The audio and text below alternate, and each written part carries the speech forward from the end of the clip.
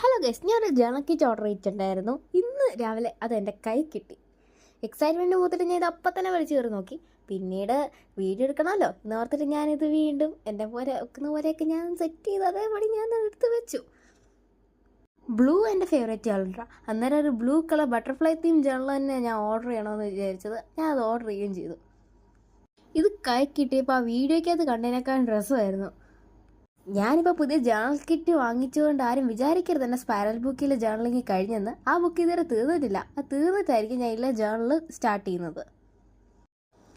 അത് തീർന്നിട്ടില്ലെങ്കിൽ പിന്നെ എന്തിനാ ഇത്ര നേരത്തെ വാങ്ങിച്ചതെന്ന് ചോദിച്ചാൽ രസമെന്നേ. പിന്നെ എൻ്റെ ബർത്ത്ഡേ ആയതുകൊണ്ട് ഞാൻ എൻ്റെ അമ്മയോട് പറഞ്ഞായിരുന്നു എനിക്കൊരു ജേണൽ കിറ്റ് തന്നെ വേണമെന്ന്. എൻ്റെ അമ്മ ചോദിച്ചായിരുന്നു നീ തീർന്നിട്ട് വാങ്ങിച്ചാൽ പോരെയെന്ന്. പക്ഷേ എൻ്റെ ചിന്ന ആശയല്ലേ എൻ്റെ അമ്മ എനിക്ക് വാങ്ങി തന്നു ഗൈസ്. ഈ ബുക്കിൻ്റെ ഫസ്റ്റ് ജേണലിലെ വീഡിയോ എന്തായാലും ഞാൻ യൂട്യൂബിൽ അപ്ലോഡ് ചെയ്യുന്നതായിരിക്കും. ആഗ്രഹം ഉള്ള അത്രത്തോളം ജേണൽ ചെയ്യാനുള്ള സാധനങ്ങൾ ഇതിൻ്റെ അകത്തുണ്ട്. കുറേ സ്റ്റാമ്പ്സും സ്റ്റിക്കേഴ്സും വാഷിംഗ് ടേപ്സും നല്ല സെറ്റ് ഐറ്റം തന്നെയാണ്. ഇന്ന് ഹിന്ദിയുടെ എക്സാമിൻ്റെ ടെൻഷൻ അടിച്ച് ഇറങ്ങുമ്പോഴായിരുന്നു ഈ സാധനം ദാണ്ട് കിട്ടിയത്. എന്താ പറയുക, അന്നേരം ഉണ്ടായ ആ സന്തോഷം ആഹാ.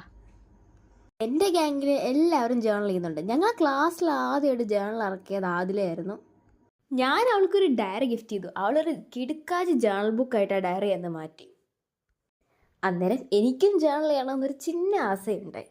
പിന്നെ ഞാൻ ജേണൽ ചെയ്ത് തുടങ്ങിയപ്പം നമ്മൾ അനുപമ എൻ്റെ അടുത്ത് എന്ന് പറഞ്ഞു അവൾക്കൊരു ജേണലുണ്ടെന്ന്.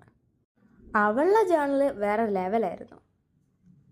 അങ്ങനെ ഭാഗ്യം ജേണലിങ് സ്റ്റാർട്ട് ചെയ്തു. പിന്നെ ഞങ്ങൾ ഗ്യാങ്ങിലെ 3 പേരും ജേണലിങ് സ്റ്റാർട്ട് ചെയ്തപ്പം അനന്തിക എന്ന് ജേണൽ ചെയ്യാൻ തീരുമാനിച്ചു.